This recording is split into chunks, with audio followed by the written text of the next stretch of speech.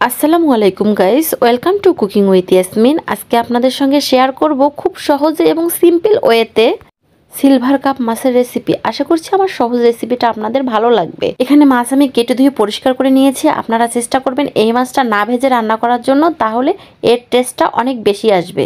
একটা চুলায় প্যান বসিয়ে পরিমাণ মতো তেল দিয়ে দিয়েছি। পেঁয়াজ বাটা 1 কাপ দিয়ে দিলাম, হাফ কাপ মরিচ বাটা দিয়ে দিলাম, জিরে বাটা 1 চামচ দিয়ে দিলাম।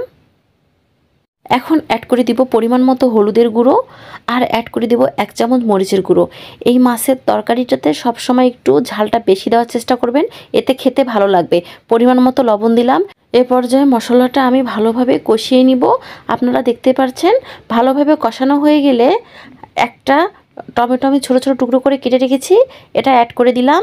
দিয়ে আবারও ভালোভাবে মশলাটা আমি কষিয়ে নেব। কষানো হয়ে গেলে মাছটা আমি এর মধ্যে দিয়ে দিব। আপনারা দেখতে পাচ্ছেন এ পর্যায়ে আমি মশলার সঙ্গে ভালোভাবে মাছটা কষিয়ে নিব। এই কাজটা একটু হাতে সময় নিয়ে অবশ্যই করতে হবে।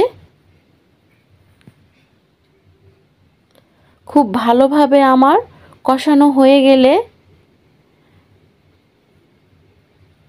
এ পর্যায়ে আমি পরিমাণ মতো পানি দিয়ে দিব।